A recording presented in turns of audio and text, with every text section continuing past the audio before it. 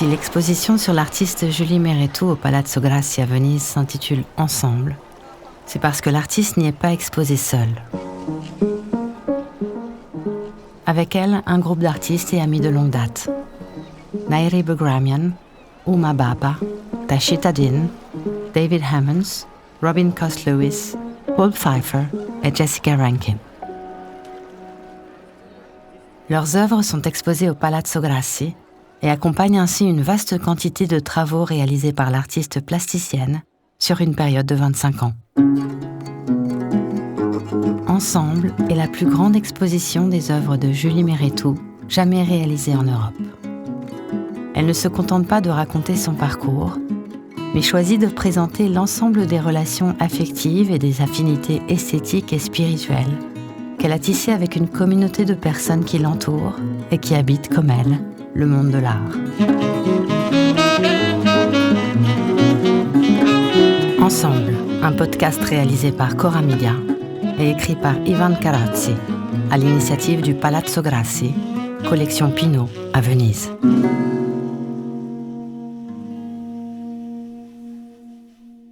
L'exposition réunit 17 toiles de Julie Mehretu, réalisées de 2001 à 2024, provenant de la collection Pinault, ainsi que des œuvres prêtées par des collections privées, des musées internationaux et issues de la collection personnelle de l'artiste. Outre les travaux de Julie Mehretu, une trentaine d'œuvres d'artistes différents, tous amis de longue date appartenant à un cercle de personnes proches et chères à l'artiste, ont été réunies pour l'exposition. Les œuvres ont été acheminées à Venise depuis plusieurs musées et collections dans le monde. 2 grandes toiles de Mehretu ont déjà été exposées à Venise en 2011, à l'occasion de l'exposition In Praise of Doubt, Éloge du doute, organisée à la Punta della Dogana. Mais ce qui relie Julie Mehretu à l'Italie va bien au-delà de sa carrière artistique et professionnelle et remonte bien plus loin dans le temps.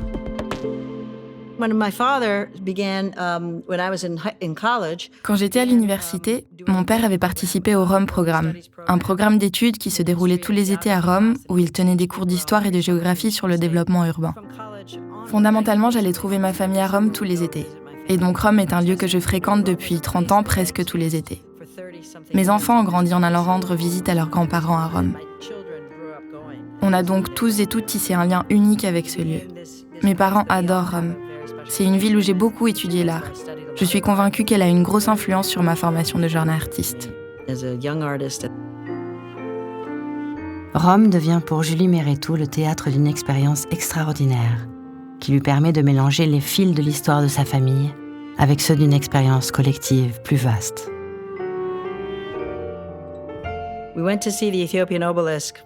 Quand on visitait Rome, on allait presque toujours voir l'obélisque éthiopien qui se trouvait devant le siège de la FAO. On l'a visité plein de fois avant de sa restitution. Et puis à un moment donné, il a été renvoyé à Axum, où il avait été enlevé. Beaucoup de temps après, nous sommes partis en voyage avec ma famille à Axum. Ça fait peut-être 14 ans, à la recherche de la tombe de mon arrière-grand-père et de l'église qu'il avait fondée là-bas. On a visité les obélisques d'Axum et c'était étonnant de voir le même obélisque qui était à Rome avant, juste là à Axum. C'était comme avoir fait l'expérience d'un chavirement. On avait été les témoins d'une restitution. Et avoir eu la chance de le voir à nouveau chez lui, à Axum, a été magnifique.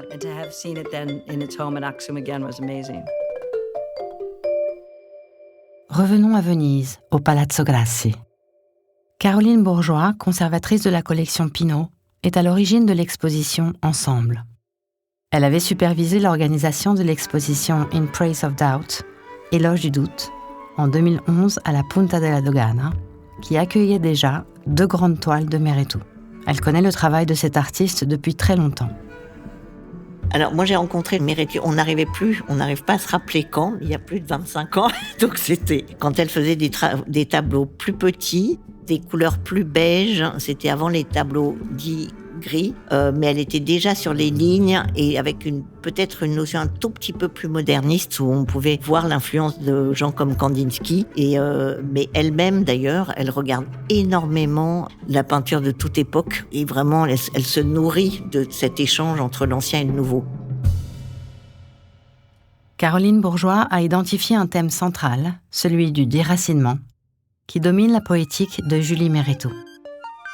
C'est tous des gens concernés par une différente manière de voir l'histoire de l'art, ce qui a été quand même beaucoup questionné ces derniers temps, avec un rapport plus conséquent sur ce qu'on appelle le post-colonialisme. C'est vraiment tous des gens qui ont vécu des histoires pas si faciles que ça pour arriver à exister. Donc le travail de Julie Méritou est traversé par des histoires et elle a commencé d'abord avec le rapport architectural des villes dont elle s'inspire et elle fait plein de différentes couches qui font qu'il y a beaucoup de profondeur dans ces tableaux et que c'est comme une danse par rapport au pouvoir. Elle est petit à petit allée vers...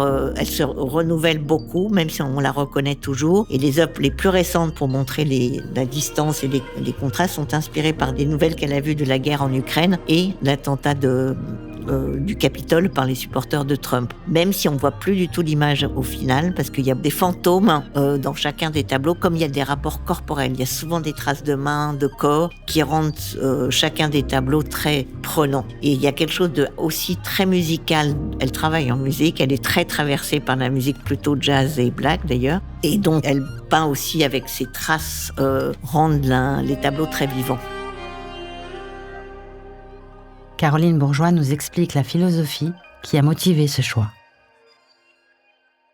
Alors le Palazzo Grassi est lui-même tellement spécifique et c'est une architecture tellement définie qu'on peut pas du tout faire un travail chronologique. Ensuite, elle vient de faire une très grande expo plus chronologique et classique qui a fait le tour dans 4 musées. Et là, donc quand je lui ai proposé de faire une exposition ici, on s'est dit que on allait travailler plutôt la dynamique, quelque chose de presque corporel en écho entre les tableaux. Et ensuite, surtout, on a proposé, comme elle a un rapport très important avec différentes communautés, d'avoir des invités. Donc, qui sont au nombre de 7 au total. Donc, quelqu'un qui l'a plus aidé à devenir qui elle est devenue comme artiste. Et c'est un peu ça le fil rouge entre les différentes œuvres et les différentes personnes et les différentes artistes. Par le passé, Julie Méritou a exposé ses œuvres dans des lieux comme la White Cup Gallery à Londres et le musée Guggenheim à New York. Dans le cas de Ensemble au Palazzo Grassi, la succession des espaces répartis sur 2 étages scande le parcours selon un rythme précis. Je crois que la réalisation d'une exposition de cette taille-là passe par plusieurs aspects. On a commencé le projet il y a 4 ans, je crois. Caroline est une conservatrice très particulière dans sa manière d'approcher le rythme des espaces. La manière dont on se déplace de l'une à l'autre crée une sorte de rythme, de va-et-vient, qui rend possible d'accompagner le public dans l'espace sans rendre le parcours redondant ou didactique.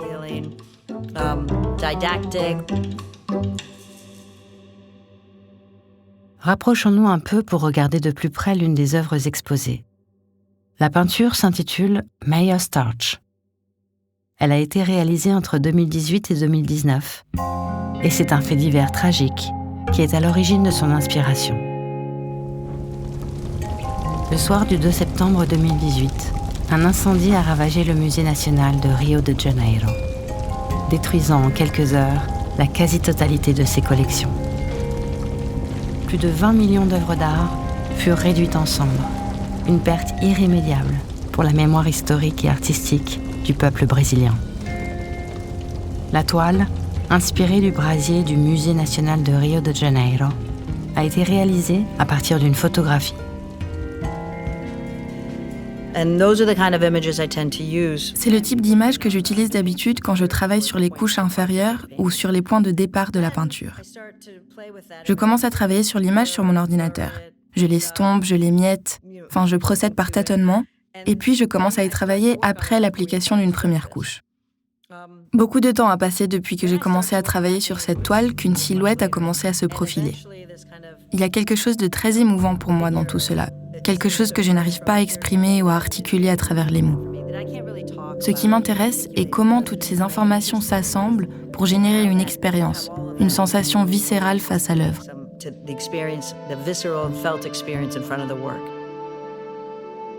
Conversion, SM del Popolo After Sea est le titre d'un autre tableau présenté au cours de l'exposition. un tableau réalisé entre 2019 et 2020 et qui a une histoire plutôt complexe. Le travail sur Conversion SM del Popolo After Sea a commencé à Berlin et s'est achevé 1 an après aux États-Unis. Une fois le tableau fini, Julie Mehretu s'est remémoré une peinture qu'elle avait vue à Rome. Quand je l'ai terminé, il y avait cette forme faite d'une lumière massive et éblouissante qui semblait se profiler dans la toile. Elle m'a fait revenir à une œuvre affichée dans l'église de la Piazza del Popolo à Rome. Cette œuvre magnifique de Caravage, la Conversion de Saint Paul, où Saint Paul est frappé par la lumière. Il est aveuglé par la lumière et il tombe de son cheval. Et c'est l'arrière du cheval qu'on voit en premier lieu dans cette toile extraordinaire de Caravage. Et à suivre, Saint Paul, surpris en extase avec la lumière et le cheval.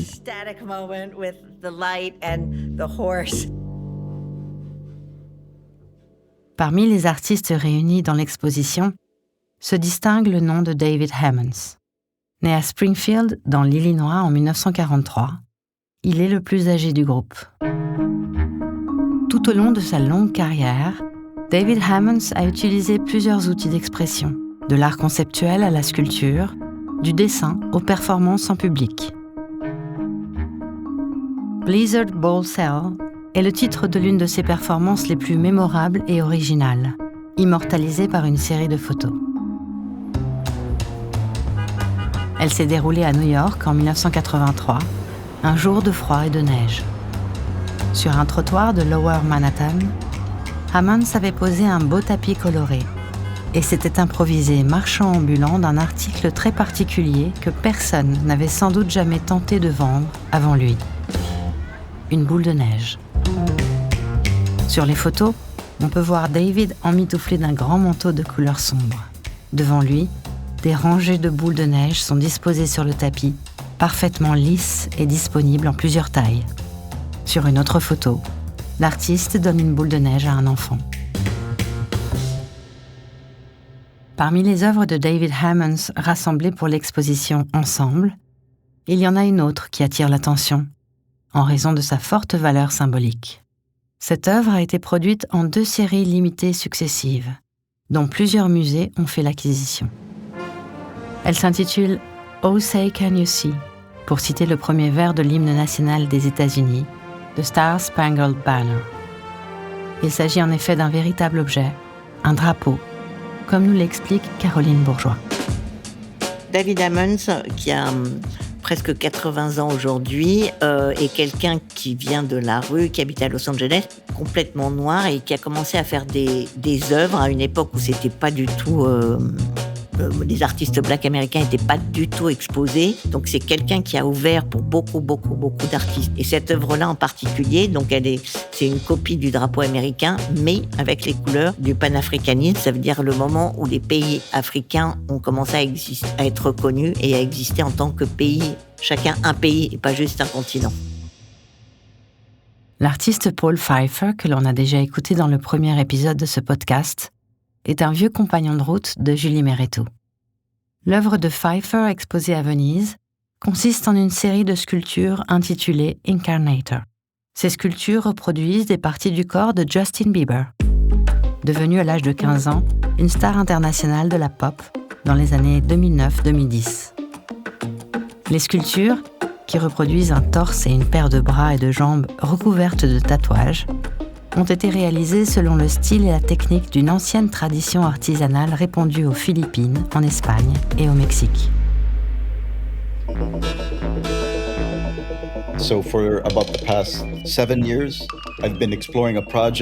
Au cours des 7 dernières années, j'ai travaillé à un projet d'étude sur une tradition artisanale particulière qui s'est développée dans 3 différentes régions du monde. Les Philippines, l'Espagne et le Mexique. Ces 3 continents représentent les 3 points centraux d'un itinéraire historique. Il s'agit d'une route qui remonte au XVIe siècle, appelée la Acapulco Galleon Trade. Une route commerciale utilisée par les galions espagnols dans leur exploration autour du globe.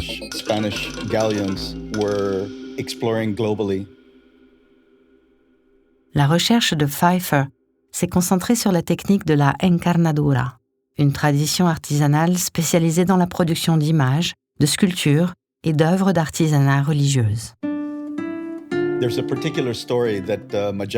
J'ai été inspiré par un événement historique, en particulier celui de Magellan, qui a réalisé la première circumnavigation du monde. Il arriva aux Philippines en 1521, en prenant en voyage avec lui la première de ses icônes religieuses, c'est-à-dire un enfant Jésus, le Santo Niño. Il était arrivé aux Philippines de Acapulco et il laissa derrière lui cette iconographie de l'enfant Jésus. Elle est encore aujourd'hui l'image sacrée la plus vénérée des Philippines.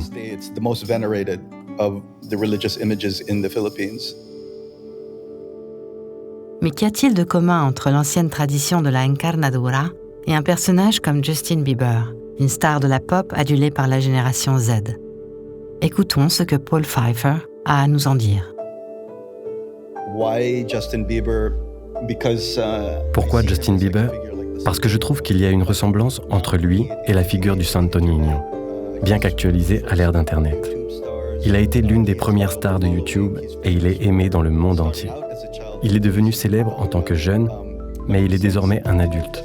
En quelque sorte, il est encore perçu comme un gamin, mais en même temps il est aussi un roi doué d'un pouvoir d'influence globale. Il incarne en même temps l'innocence et la corruption. Il est androgyne et possède de l'énergie masculine ainsi que féminine. Il est représenté comme un homme parfois blanc et parfois noir. C'est ça, la tradition du Santo Niño. Une tradition qui est une vraie énigme. Et donc, à travers ce projet, j'essaye de décrire simultanément le contexte d'il y a 500 ans, le contexte d'aujourd'hui, ainsi que le futur. The reality of the present and the reality of a kind of potential future. En montant les escaliers qui vont du premier au deuxième étage du Palazzo Grassi, une musique nous accompagne. Il s'agit d'une composition de Jason Moran, pianiste jazz et compositeur de renommée internationale, né à Houston, au Texas, en 1975. Julie Mehretu et Jason Moran sont liés par un rapport d'amitié et d'admiration mutuelle. Bien des années se sont écoulées depuis la visite de Jason Moran en 2012 à Documenta, l'exposition d'art contemporain qui a lieu tous les 5 ans à Kassel, en Allemagne. Dans une salle, il était tombé sur la série de 4 tableaux de Julie Mehretu intitulée Mogama, qui emprunte son nom à l'imposant bâtiment gouvernemental de la place Tahrir, au Caire, toile de fond des contestations du printemps arabe. Moran en avait été profondément frappé et il avait écrit un message à Mehretu pour lui dire qu'il voyait en Mogama une sorte de grande partition musicale.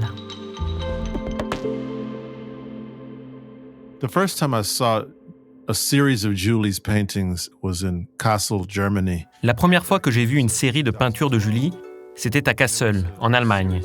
C'était à Documenta en 2012. Il s'agissait d'une série de 4 tableaux de grande dimension appelés Mogama.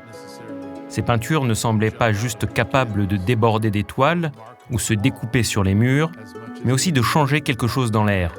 Et ça, c'est une qualité de la musique aussi. Elle est capable de changer l'ambiance d'une pièce. Je pensais que c'était pour la manière dans laquelle les phrases, et je les appelle phrases comme les phrases en musique, coulaient sur la toile. Comme si la toile était une partition musicale.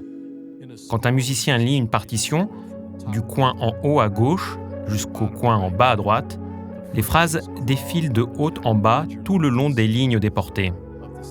Mais dans ce cas-là, il n'y a aucune feuille de partition. Les notes et les phrases sont donc libres. C'était fulgurant et j'avais tout de suite écrit à Julie.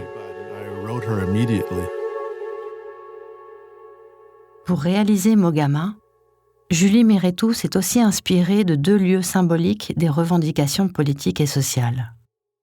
La grande place Meskel, située au cœur d'Addis Abeba, et le parc Zuccotti à New York, où ont eu lieu les manifestations de Occupy Wall Street en 2011. Dans ce cas aussi, les images et la planimétrie des 2 endroits ont été utilisées comme point de départ d'une succession de couches de signes et de couleurs. Selon Jason Moran, la façon dont Julie Mehretu se sert de l'architecture dans ses tableaux a beaucoup à voir avec l'improvisation qui caractérise le jazz. J'avais remarqué quelque chose par rapport à son usage de l'architecture dans ses travaux précédents. Et dans ce cas-ci aussi, le tableau se relie à l'architecture. Mais c'est de l'architecture dans le chaos. Une architecture conçue comme une structure qu'on peut détruire, une architecture délabrée, un pouvoir en ruine. Et comment tout ça résonne-t-il dans la musique ? Comment résonne-t-il dans la musique noire des États-Unis ? Dans la musique que je joue, la musique jazz, est-ce que l'improvisation y participe ? C'est en quelque sorte une déconstruction de la composition qui s'effrite en temps réel. Jason Moran compare la vision des 4 toiles de Mogama à la suite en 4 mouvements de l'album A Love Supreme, le chef-d'œuvre du saxophoniste John Coltrane, sorti en 1965. So there was something thinking about Mogama and Julie and John Coltrane and A Love Supreme. J'ai remarqué quelque chose en pensant à Mogama, Julie, John Coltrane, A Love Supreme et aux racines de ses œuvres. Ce sont les années 60 et Coltrane sentait le besoin de répandre de l'amour dans un pays qui voulait seulement graviter autour de la haine et de la destruction. Et je crois que c'est ce que Julie essaie de faire à travers son architecture et sa peinture. D'un côté, elle considère tous les efforts des personnes ainsi que les études nécessaires à la réalisation de ces espaces. Mais de l'autre, elle documente aussi le moment où ces espaces s'écroulent. Je suis convaincu que Julie fait référence à ça dans une période où l'Égypte traverse une crise profonde. Il y a donc quelque chose dans le temps, dans la culture, dans le moment qui pousse l'artiste à réaliser ses suites à 4 parties. Alors Julie et John Coltrane, je crois qu'ils forment un beau couple dans ce sens-là. Are a good match in that way.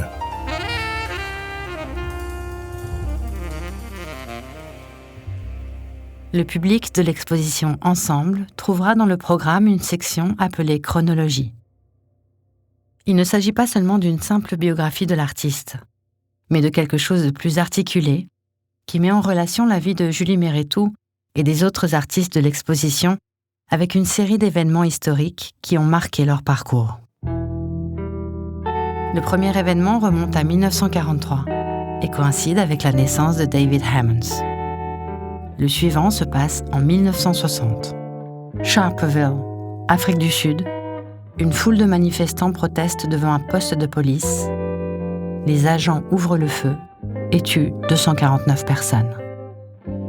Si l'on parcourt la chronologie d'année en année, on y trouve 1977. Julie Méretout et ses parents quittent l'Éthiopie. 1995. Attentat d'Oklahoma City par un camion piégé, perpétré par 2 suprémacistes blancs, extrémistes anti-gouvernementaux. Ou bien encore, 2000. Julie Méretout et Jessica Rankin se retrouvent dans un bar. Et ainsi de suite, jusqu'à aujourd'hui. Ensemble est un mot qui appartient aussi au langage musical. Et selon Julie Méretout, c'est précisément dans ce sens-là qu'il faut interpréter le titre de l'exposition. You can think of an ensemble as like a music ensemble or like... On peut penser à un ensemble comme un ensemble musical ou un ensemble jazz. J'aime cette idée d'une tribu, d'une bande d'individus qui appartiennent au même groupe d'amis. Je suis très proche de chacun d'entre eux. Friends, I'm very close with everyone. Vous avez écouté Ensemble, un podcast réalisé par Cora Media à l'initiative du Palazzo Grassi, collection Pinault à Venise. Écrit par Ivan Carrozzi et raconté par Chloé Barrault. Supervision éditoriale, Sara Poma. Aide à la rédaction, Francesca Abruzzese. Supervision musicale et sound design par Luca Micheli. Post-production et édition, Cosma Castellucci. Chef de projet, Monia Donati. Chargé de production, Martina Conte et Alex Peverengo. Coordinateur de post-production, Matteo Scelsa. Enregistrement studio, Lucrezia Marcelli et Luca Possi. Ingénieur du son, Giacomo Zilio. Remerciements, Camille Duguay, Raphaël Cavelec, Olivier Tossiri.